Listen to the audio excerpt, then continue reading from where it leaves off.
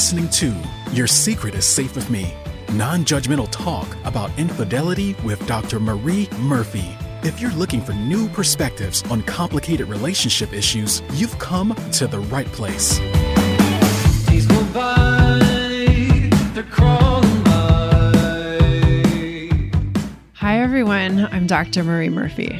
I'm a relationship coach, and I help people who are engaging in anything they think counts as infidelity to deal with their feelings, clarify what they want, and make decisions about what they're going to do.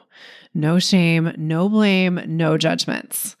When this episode comes out, it will be early in the new year.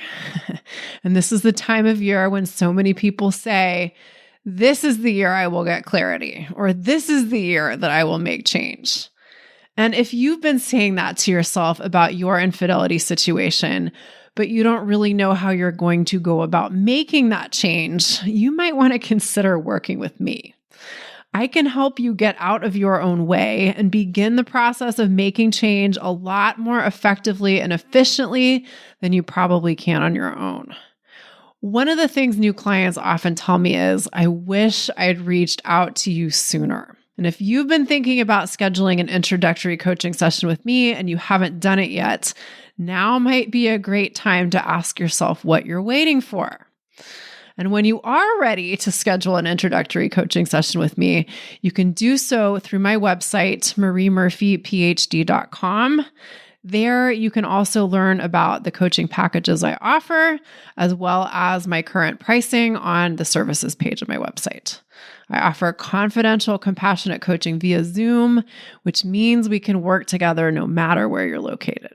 Okay, before I get too much further, I must alert you to the fact that I've got a bit of a cold and I might sound a little funny and I might struggle with my words a lot today. I'm fairly certain I'll be just intelligible enough, but please bear with me as I continue. In today's episode, I want to make some important follow-up points to the points I made a few episodes back in episode 119, which was called Explaining How a Relationship Began.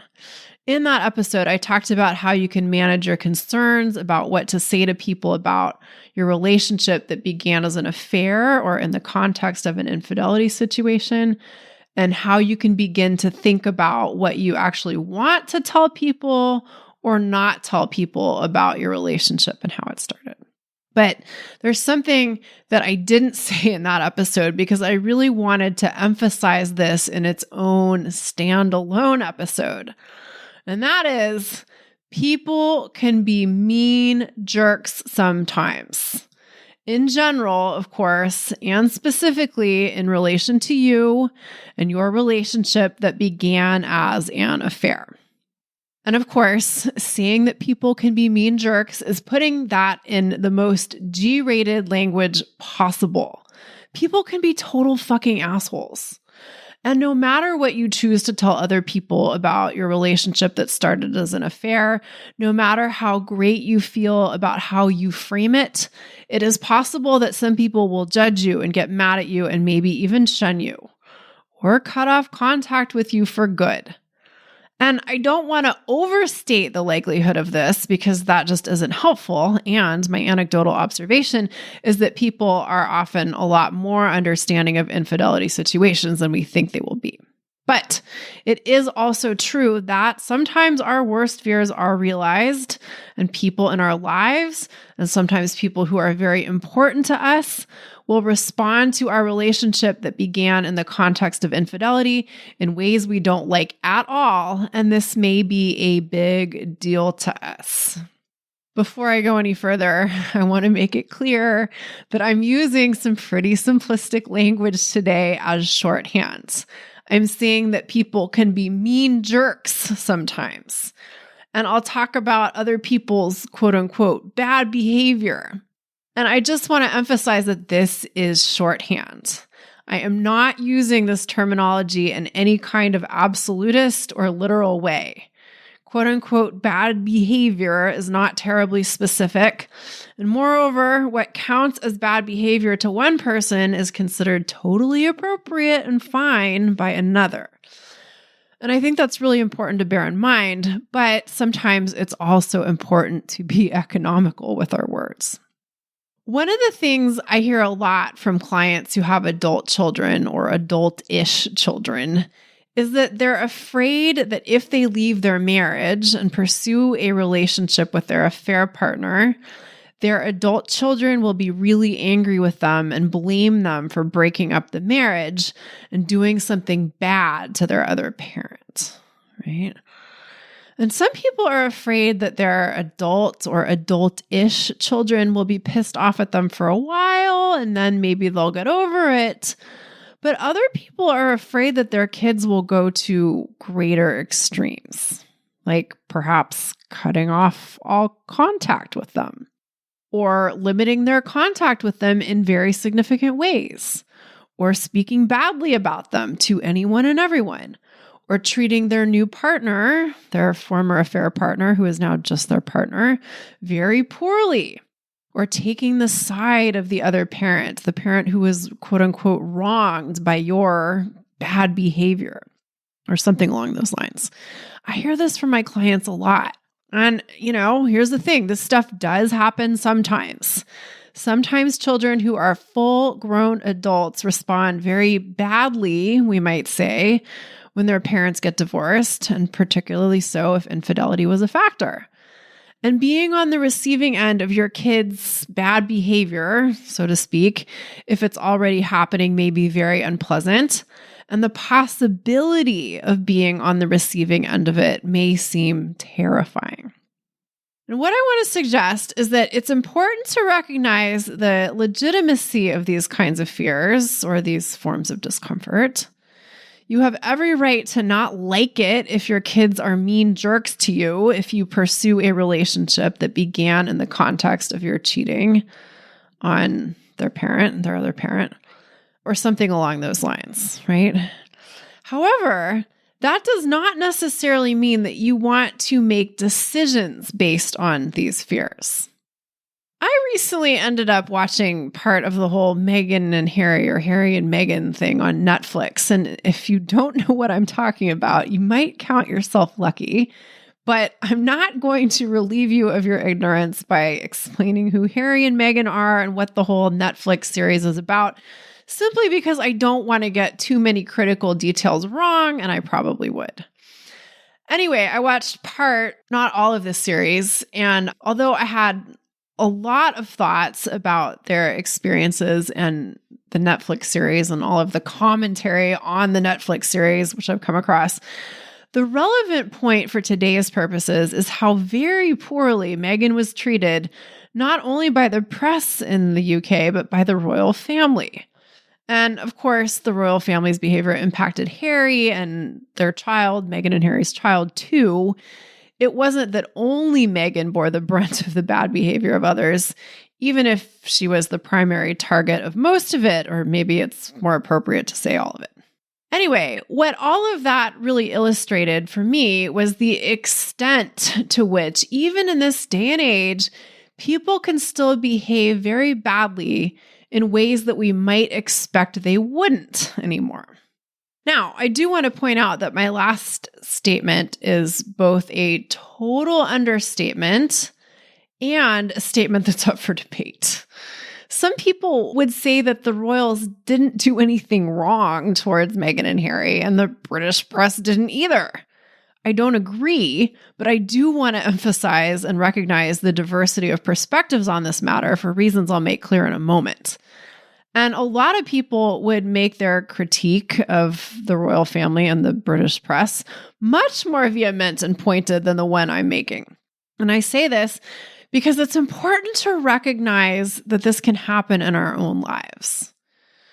For better or worse, people can and do get very upset about other people's romantic relationships for all kinds of reasons, some of which may seem totally anachronistic.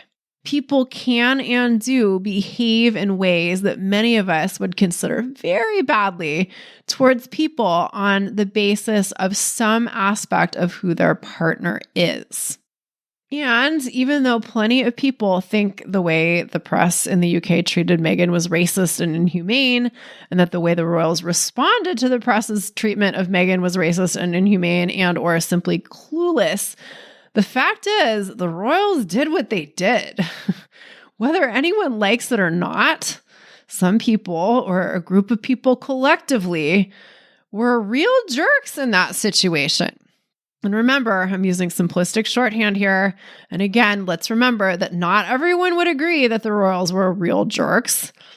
But even if that's true, we can still stick to our guns and still believe that our assessment of their behavior is totally justified. Anyway, the point is, them royals did what they did, and Harry and Meghan were kind of handed a shit sandwich and had to make some pretty big decisions as a result.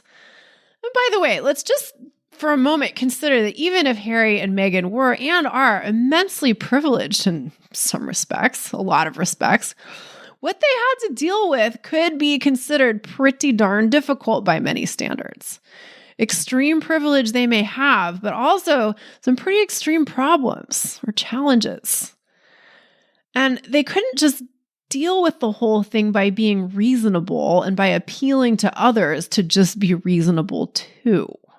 We might consider that tragic, but whether we do or not, they still have to deal with their circumstances as they are. And it is possible that you too could find yourself in a situation where people you care about and consider very important people in your life do not respond favorably to your relationship that began as an affair. And no matter how reasonable you are, no matter how diplomatically you attempt to handle the dynamics at hand, your people could be and continue to be mean jerks. And that can be a real bummer, to put it mildly. I want to acknowledge how very upsetting and unpleasant it can be when anyone treats us in a manner we don't like, and more specifically, when people we care about treat us in ways we consider unkind or disrespectful or downright awful. But here's the thing. You don't get to decide how other people are going to treat you.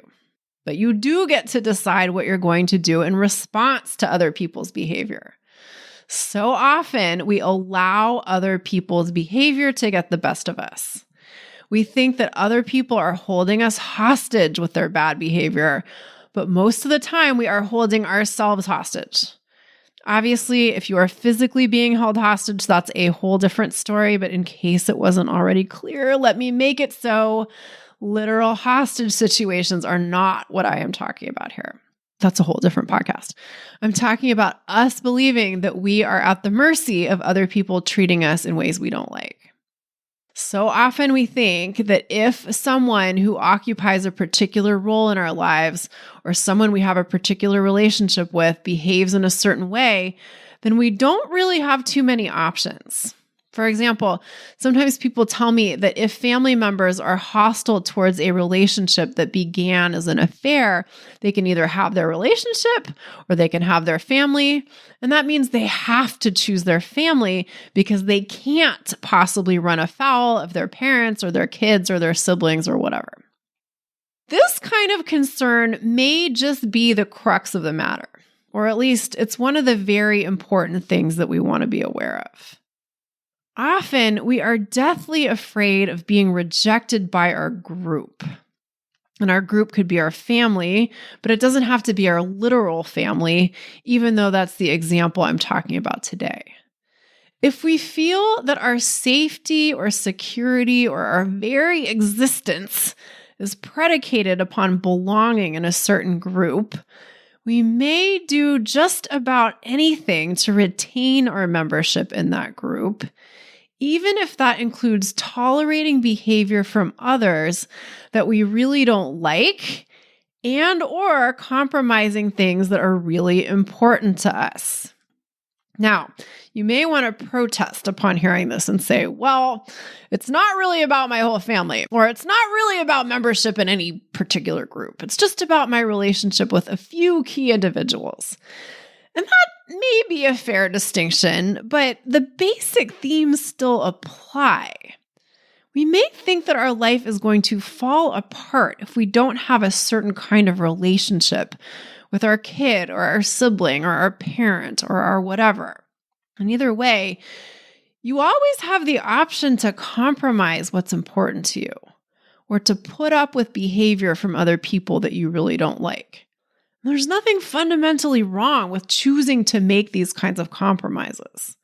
The problem, though, is that we so often make these kinds of compromises based on fear and a lack of understanding of our own power.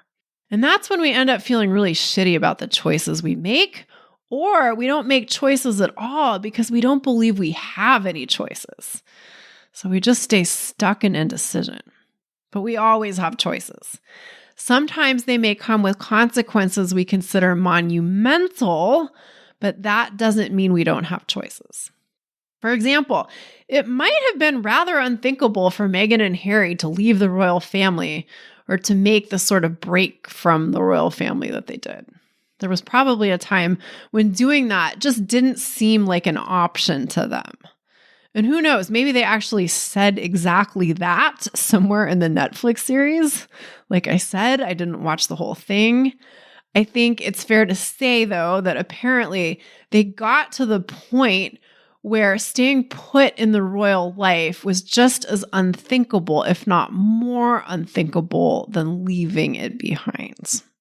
And if your family throws a royal fit about your relationship that began as an affair, distancing yourself from your family in some way or setting new boundaries with your family if they behave badly or are mean jerks, so to speak, may seem pretty unthinkable to you.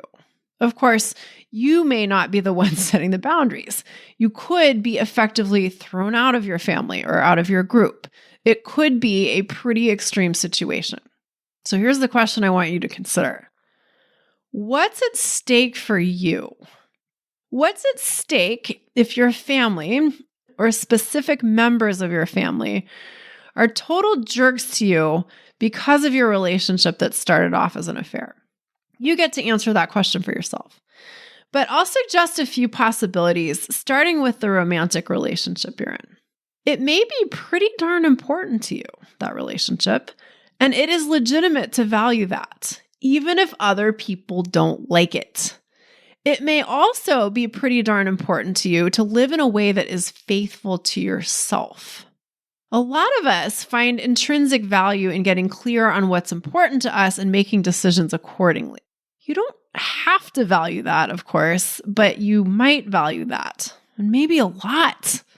And similarly, you may also value finding the courage to do what's right for you, even if it's scary and uncomfortable in a lot of ways.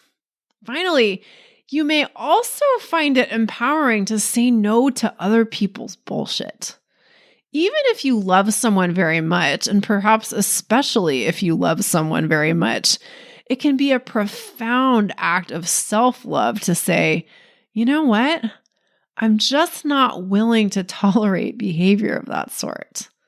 Let's say your kids are very upset with you for cheating on your former partner, who was and is their other parent. You might respect their right to be mad. You might want to respect their right to be mad. But that doesn't mean you have to put up with them being mean jerks to you or to your new partner, right? And yes, it may hurt to see less of people we care about if that ends up happening. It's not that setting boundaries and being brave relieves us of discomfort. It's not that being true to what's important to us means that we don't feel the ache of other consequences of our decisions, such as perhaps being distanced from family members. It's just that this hurt may hurt less on the whole than compromising what's most important to us. And it may hurt in a way that ultimately feels more clean, so to speak. When we're facing decisions that seem to have very high stakes, it can be very helpful to step back and consider the broader implications of our choices and what our choices contribute to and represent. Quite simply, we might ask ourselves if we want to contribute to a world in which people can live out their love lives in the ways that are truest to them, even if they don't conform to other people's ideas of what's appropriate, quote unquote. Do we want to live in a world where we conform to other people's expectations because we can't see any viable alternatives? Sometimes when we want something for ourselves and for the world, we have to blaze the trail to make it possible. And blazing a trail may not be glamorous or easy work. And to put that in more concrete terms, if you wouldn't want someone you care about to be shunned by their family for having an affair and forming a long-term above-board relationship with their affair partner or former affair partner, you might want to be willing to stand up for your own relationship that started as an affair, even if people you care about don't like it. So often we think that creating a more tolerant world means tolerating others. And I think it certainly includes that. And I think, by the way, it goes beyond tolerance to compassion and understanding and empathy, but that's a whole other thing. I think, though, back to my point, that creating a more tolerant world also includes, at times, being willing to stick up for what we believe is truly right for us, even if others are intolerant of that. Sometimes we have to be willing to be the person that other people don't want to tolerate in order to eventually create more tolerance. And that can be mighty uncomfortable, but it just might be worth it to you. You might want to show others that it's possible to navigate an infidelity situation without the world coming to an end. You might want to show others that it's possible to love your family fiercely, even if your actions have shifted the configuration of your family. You might want to show other people that it's possible to survive other people's bad behavior and that we don't have to live in fear of what other people are going to think of us or how they will respond to us. This might be really important to you. This might be a trail that you want to blaze. It doesn't have to be, but it might be. If it's more important to you to get through life without ruffling any feathers or without risking the disapproval of or expulsion from your family or any other group that is important to you, that is okay by me. I will not judge you for making that choice. As always, though, my exhortation is that you make that choice as consciously as possible. And if you are having trouble making this kind of choice, if you are having trouble deciding what you want to do about your relationship for fear of your family's disapproval, let's talk about it. Working with me will at least give you the chance to see where you have power and where you have real choices. And from there, you can make a choice you feel good about rather than making relationship decisions based on fear. I do want to reiterate what I said earlier and emphasize that sometimes we fear the disapproval of others and it never comes. I want to make it clear that when we take a leadership role in our families or in our groups, and we set the tone for how we want to be treated and how we want others to regard our relationship that began as an affair, other people often surprise us with their behavior in a good way. Humans are capable of all kinds of understanding and compassion and forgiveness and acceptance and love, in addition to being capable of being total jerks. It's entirely possible that people will surprise you with their good behavior, so to speak, right? Your worst fears may not be realized. And that is one of the reasons why it is so incredibly important to learn how to relate to your fears in a manner that does not doom you to making decisions that are governed by fear. But even if all of your worst fears are realized and people you care about are total jerks to you because you've chosen to pursue a relationship that began in the context of infidelity, this does not have to be the undoing of you. Yes, it may be painful to be on the receiving end of other people's bad behavior. It may be painful to be excommunicated from your group if that happens, or just distanced from your group. Of course. But that doesn't have to do you in. Even if worst comes to worst, you can learn how to thrive in spite of and because of other people's bad behavior. Sometimes being true to ourselves is so important that we decide we're willing to learn how to live with whatever costs are associated with doing that.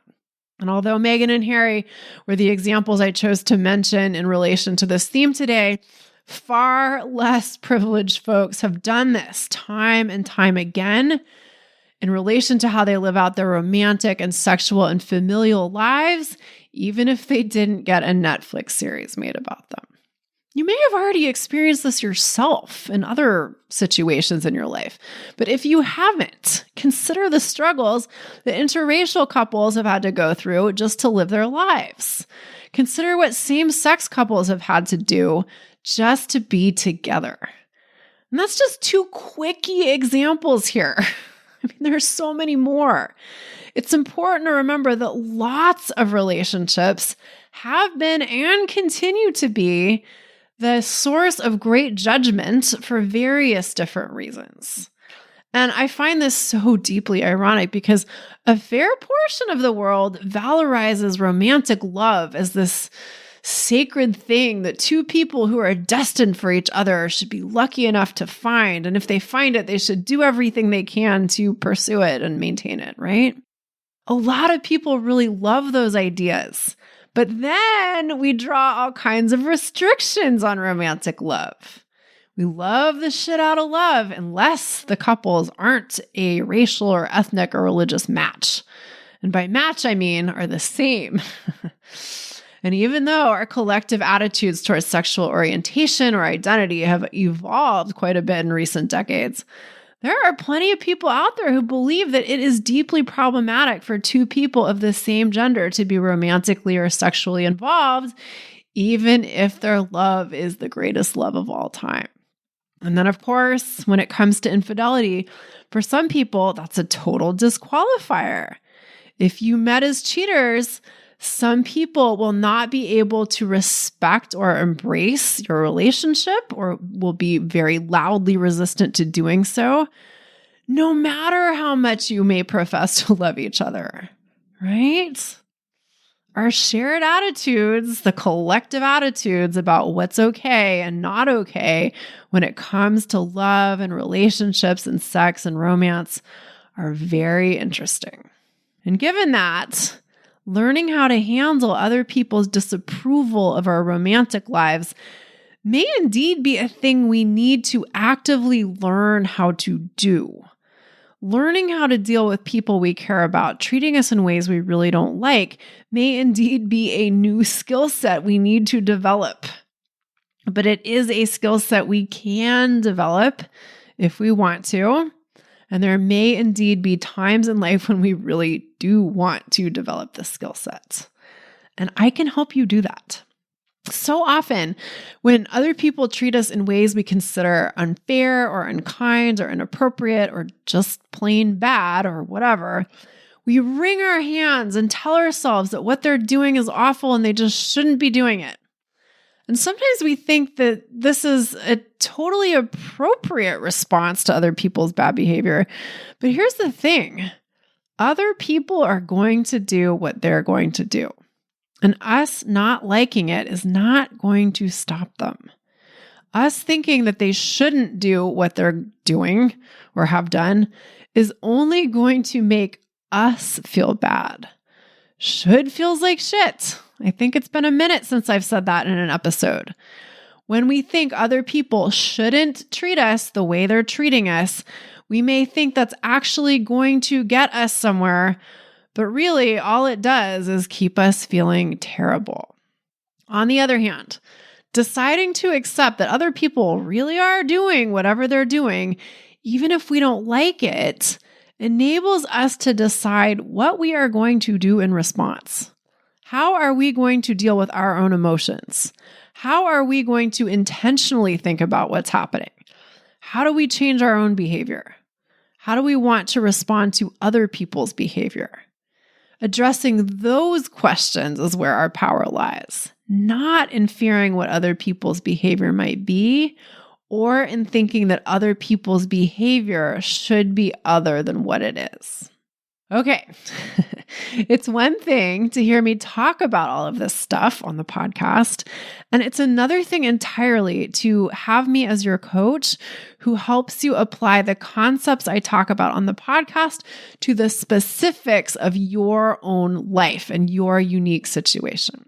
So if you are ready to actively address your infidelity situation and you want to do that as efficiently and effectively as possible, let's work together. The first step is to schedule an introductory coaching session with me through my website, mariemurphyphd.com. I can't wait to meet you. All right, everyone. Thank you all so much for listening. Happy 2023. Have a great week. Bye for now. Thanks for listening to Your Secret is Safe with Me with Dr. Marie Murphy. Make sure to click subscribe to get updates on our latest episodes.